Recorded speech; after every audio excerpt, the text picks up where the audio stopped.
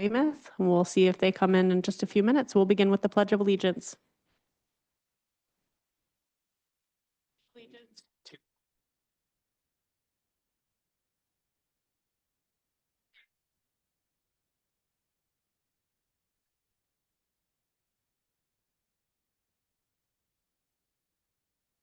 If there's any public comment, we'll take that now. Not seeing any in the audience. Not seeing anyone online, we'll go ahead and move on to item 80.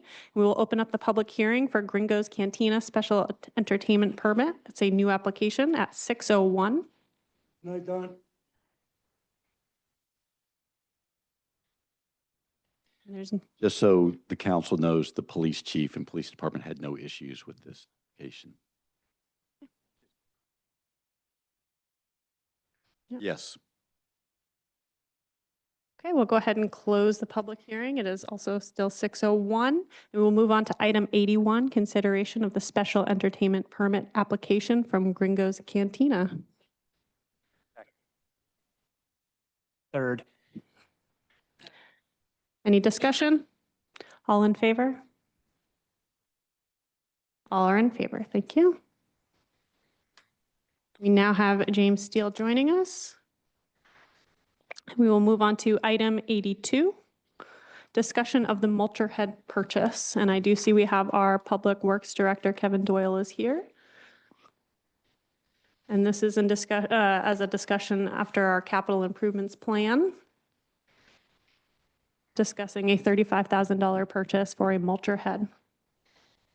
Yeah, and just as a reminder, the council had asked us to do some research to see how that cost would compare to contracting for the service. And so Kevin has done that, and so we can turn it over to him to give a short presentation and then answer your questions. So I believe you have the documentation in front of you that I put together. I did contact a local vendor to get these prices.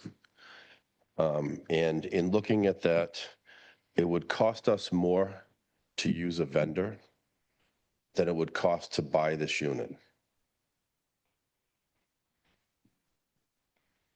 That down a little bit, Kevin. Yep.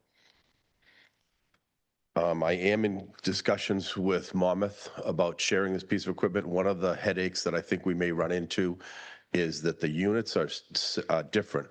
We use a Cat and they use a Hyundai, which the sizes are about the same. My concern would be the hydraulics, contaminating hydraulics. We may be able to get past that. I'm working with the vendor to see. But that's one thing. It'd be like transferring blood from one patient to another if there was something wrong. If you can look at it that way. I just have a quick question. Yep. So for the bucket truck and pulp truck, do we own anything comparable to that? No. So we would still have to rent something like that. Correct. For the $225 per hour at 57,500, that would put us at about 255.6 hours. So, or 6.3. No. I'm sorry. You may be misconstruing it. So if you look at, let me put my atom splitters on here.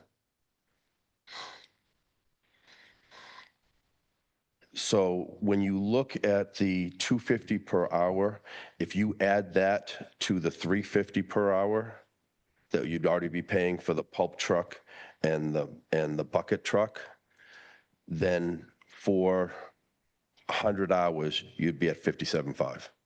So you'd have to add those three pieces together to get to that. With just the two pieces, you're at 35 without the mulcher.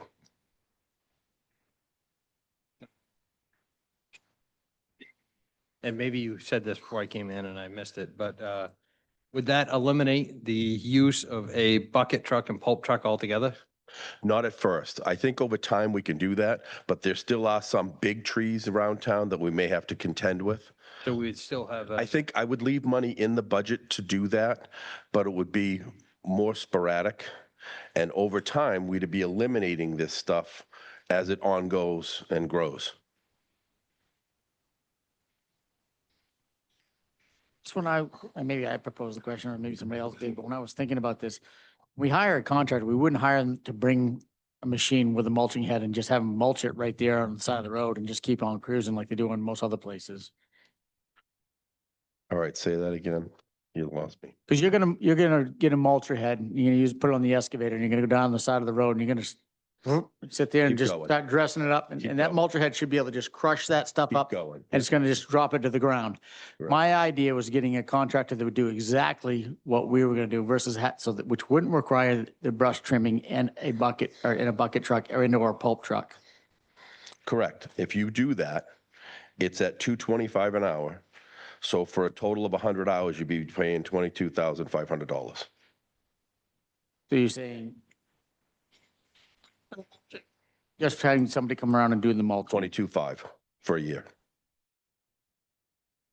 But we'd also, in purchasing the mulcher, you're thinking about purchasing it with Monmouth, but maybe not. Correct. When we're looking at that, along with some other things, but that's one of the pieces that we're looking at. And right now, my concern is it's not so much the machines are different. The couplers we can get past. That's not that big a deal Understood, for yes. me. The I bigger issue is the Made a valid hydraulic. point because they're gonna use, they may use similar, but, with the problem with it is this, we're gonna buy this mulcher head, and what does it cost? And I've never owned a mulcher head, so, Yeah, so, what does it cost for the maintenance on the mulcher head? well, it'd be knives. It'd just be like using the chipper. So it'd be knives. Yeah, but what's the Where- cost to where get those applied. sharpened, and how many, what's the cycle of that? Oh, I'd have to, it depends on the make and model, but I'd have to look at that. I can tell you that in looking at what I've looked at so far, it's going to be less money than what you would spend to rent one of these. I mean, I'm just thinking in bodies too, because you didn't add manpower on this, or somebody in the machine running, and you're gonna have you're gonna have flaggers, anything like this to run this thing as well. Well, one of the things, no, I think we can do it with a 1 or 2 man operation. And my thought is to do this in the spring and in the fall when we're not ditching, because that machine is used to put in culverts. That machine is used to do ditching and road work. One you have now. Correct. Yep. So this is going to be the off season for this machine when we can send it out, before hard winter starts, beginning and end, right? So this is, depending on the time of the year, it could be April, May, June, you know what I mean? Now we're into ditching, we're into road work. But then again, we start knocking that off sometime around, end of September, because you can't do any more ditching because you can't get grass to grow and you can't let it erode. So the end of September, 1st of October, we stop. So you could do that right up until the snow flies. If you don't have 2 feet of snow, you're keeping going.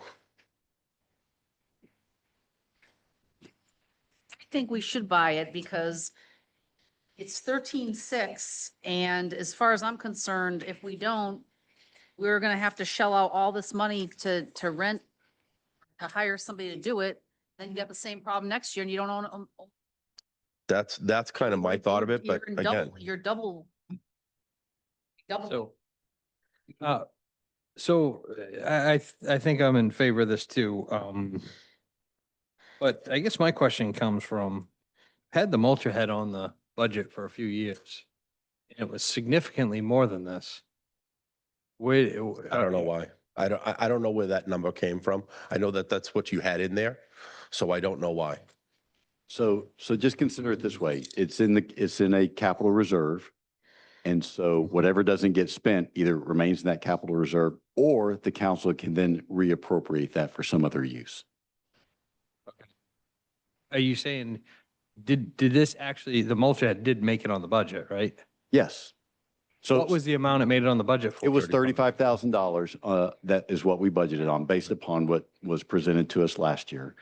And so, you're talking about somewhere in the neighborhood of $22,000 if we purchase this unit, and it's approximately this cost. That would be left over, and then we still have that in our Public Works capital improvement plan, and we can either leave it there or we can reappropriate it for some other capital.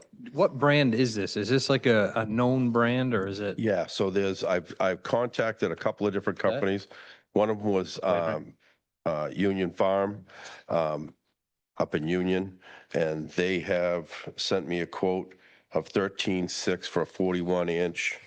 I've also looked at a used mulcher that was around 13.9, but that was a bigger one than we would be able to handle on our machine after I looked at it. So the prices are under 14.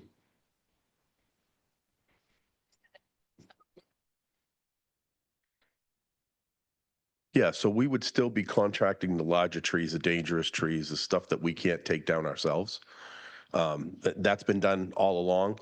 But I think what's happened over the years is that, you're only doing so much of that and you're never getting ahead of the game by taking this lower stuff down. So if we're removing it 10 years from now, you don't have it there.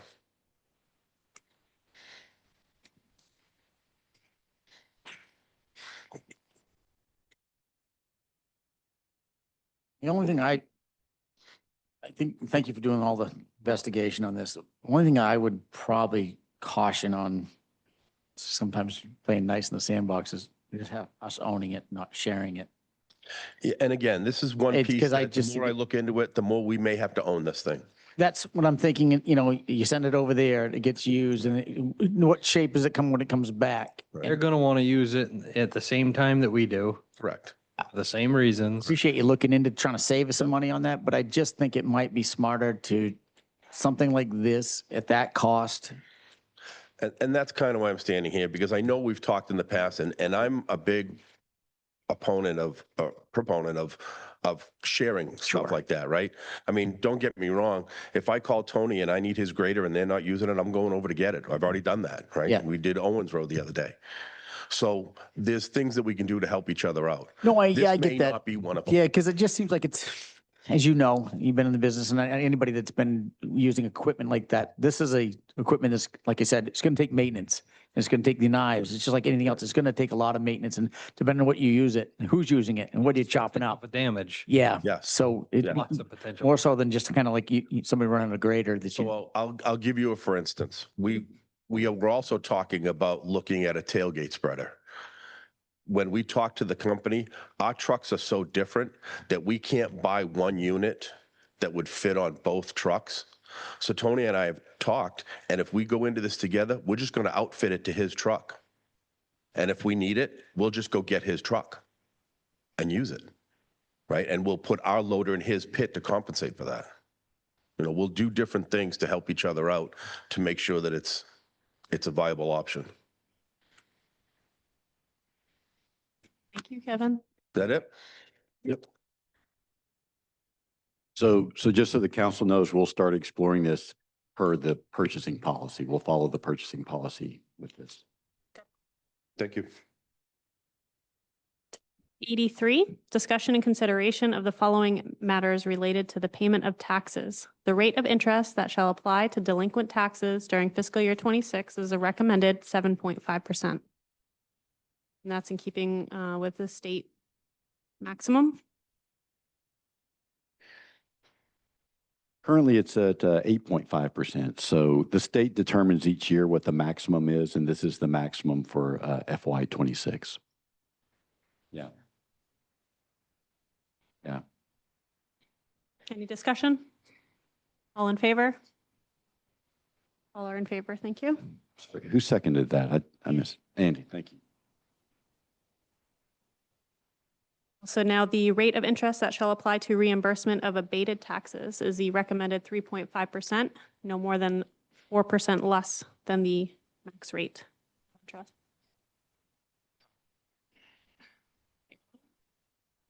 Any discussion?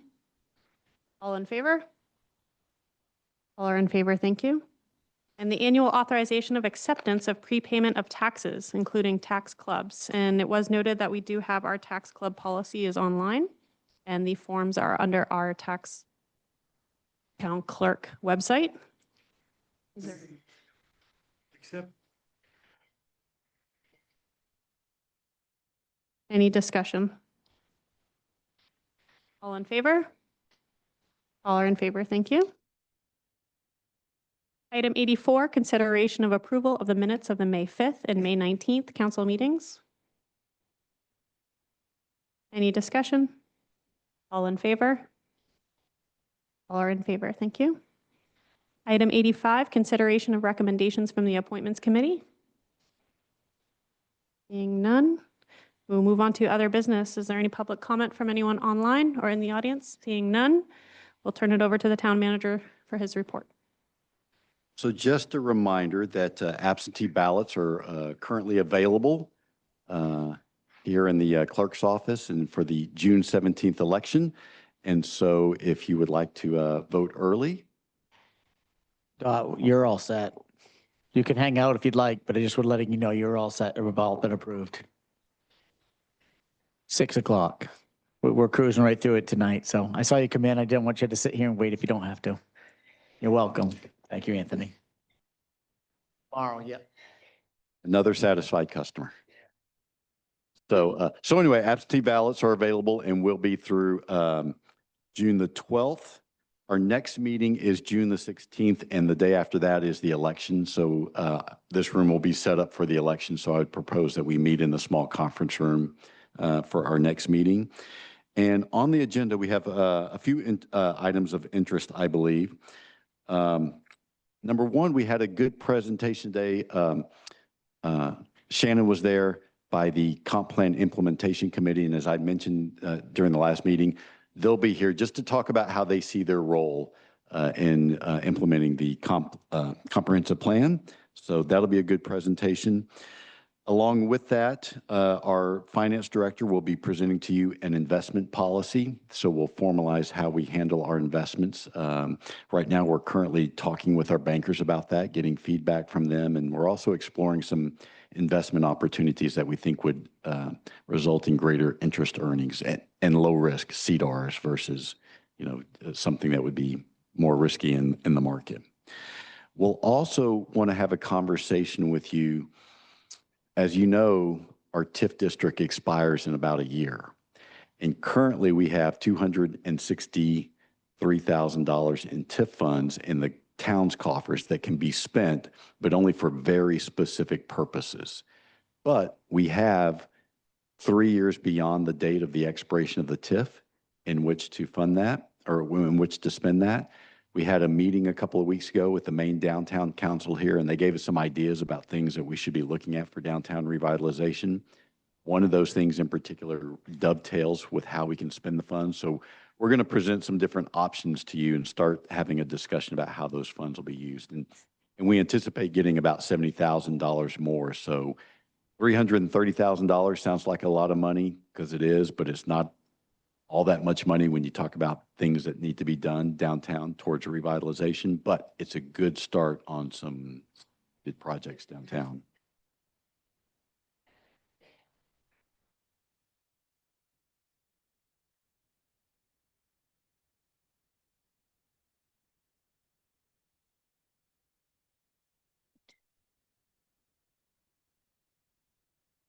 Yeah, I'm aware there's some efforts to allow communities to spend TIF on housing and developing housing.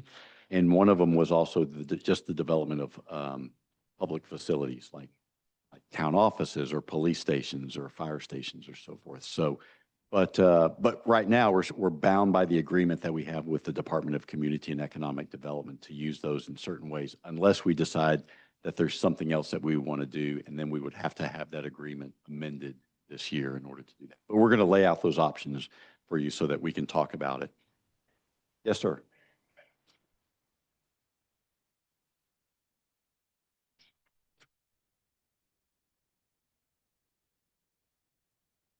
We've been corresponding back and forth. I don't know that I have as clear of an answer as you'd like, but I will soon. I know. I'm not. And then lastly, at the next meeting, we're also going to be talking about a safety incentive program run through the Maine Municipal Association that we're going to begin. Again, our finance director is going to be the point person for that. And we have an opportunity to save between 5 and 10% of our liability insurance cost, our premium through that program. So we're launching that program. So we'll be discussing all those items with you at the next meeting. As I mentioned in an email, I believe it was last week, we're moving our paid family leave plan to a private vendor to administer that program. And in doing so, it's going to save the town $127,000 over the first 3 years. So, and that's the town and the school combined. So I think that's going to be a great savings for us. And even after that, there'll be a little bit of savings both to the town and the employees. So again, our finance director did a really good job of making that happen after I sort of task him with exploring that. We have interviews for our GA administrator, office assistant this week. But just so you know, we're not going to be bringing that person on board until the new fiscal year begins. And then lastly, you may recall that in our collective bargaining agreements, we had looked at having some new office hours for the clerk's office in those agreements.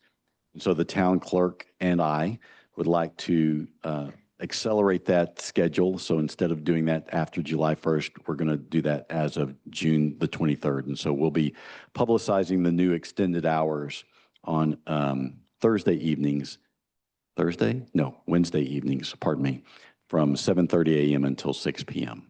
So June 23rd.